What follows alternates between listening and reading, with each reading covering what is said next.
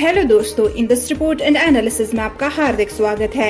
मैं आरिज़ू Patel defence inside का आज का शुमारा लेकर हाजिर हूं। दोस्तों, पहले अपडेट में बात करते हैं Su-30 Mark 1 अपग्रेड के लिए रशिया का इंजन ऑफर पर इंडिया ने लगाई सख्त शर्तें। जी हां दोस्तों, रशिया ने इंडिया को Su-30 Mark 1 फ्लीट अपग्रेड के लिए AL-41 और प्रोडक्ट 177S जैसे एडवांस्ड 5th जन जेट इंजन ऑफर किए हैं, लेकिन इंडियन एयरफोर्स और मिनिस्ट्री ऑफ डिफेंस ने इस डील के लिए 80% टेक्नोलॉजी ट्रांसफर यानी TOT की डिमांड रखी है, जो कि पहले AL-31F इंजन के केस से काफी ज्यादा है। इंडिया ने ये भी कहा है कि रशिया अपनी इंजीनियरिंग टीम इंडिया भेजे और प्रोडक्ट 177S का टेस्टिंग यही कंप्लीट हो, क्योंकि ये इंजन अभी डेवलपमेंट फेज में है और मास प्रोडक्शन के लिए क्लियर नहीं हुआ है। ये इंजन फ्यूचर में सिर्फ Su-30 Mark 1 ही नहीं बल्कि AMCA स्टेल्थ फाइटर के लिए भी ऑप्शंस हो सकते हैं। रशिया की यूनाइटेड इंजन कॉर्पोरेशन यानी UEC ने ये ऑफर इंडिया के 240 Su-30 Mark 1 जेट्स के लिए दिया है।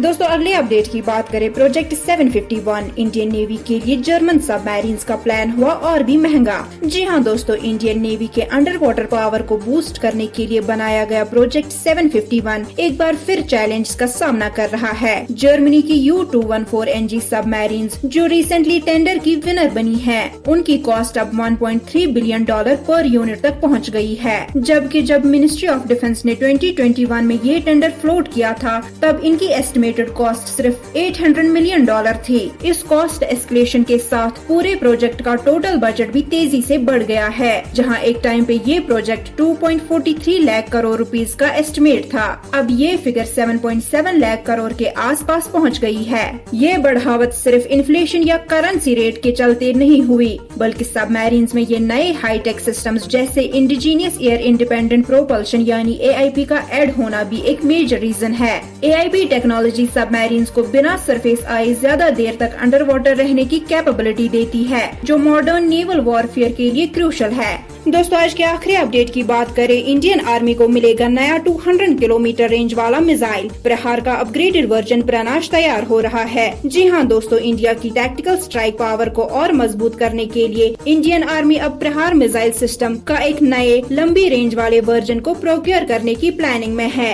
ये नया मिसाइल 200 किलोमीटर रेंज का होगा और उसका टेंटेटिव नाम है प्रनाश। पहले ऐसे लग रहा था कि 300 mm गाइडेड रॉकेट्स जैसे पिनाका मार्क 2 के आने के बाद शॉर्ट रेंज टैक्टिकल मिसाइल्स जैसे प्रहार की जरूरत कम हो जाएगी, लेकिन अब सोर्सेज कह रहे हैं कि आर्मी अब भी इस मिसाइल कैटेगरी में स्ट्रॉन्ग इंटरेस्ट दिखा रही है, स्पेशली उन एरियाज के लिए जहां बॉर्डर एस्केलेशन तेजी से हो सकती है, जैसे पाकिस्तान और चाइना के साथ। अब तक प्रहार मिसाइल की रेंज 150 किलोमीटर तक थी और इसका डिजाइन ऐसे टैक्टिकल टारगेट्स के लिए किया गया था जहां रैपिड डिप्लॉयमेंट और प्रेसिजन स्ट्राइक की जरूरत हो, जैसे एनिमी के command centres, air defence units और लॉजिस्टिक्स बेसिस। प्रनाश मिसाइल इस कैपेबिलिटी को और एक्सटेंड करेगा, जिससे आर्मी के पास ज्यादा फ्लेक्सिबल और लॉन्ग रेंज स्ट्राइक ऑप्शंस होंगे। इस डेवलपमेंट का मतलब है कि इंडिया सिर्फ लॉन्ग रेंज बैलिस्टिक मिसाइल्स या क्रूज मिसाइल्स पर ही नहीं बल्कि शॉर्ट रेंज बैटलफील्ड डोमिनेशन के लिए भी इंडिजीनियस सॉल्यूशंस रेडी कर रहा है। तो चलिए दोस्तों, ये वीडियो यहीं पे समाप्त करते हैं। मिलते हैं अगले वीडियो में कुछ नए अपडेट्स के साथ। अपनी होस्ट और दोस्त आरिज़ू पटेल को इजाजत दें। In this report and analysis के साथ जुड़े रहने के लिए आपका धन्यवाद।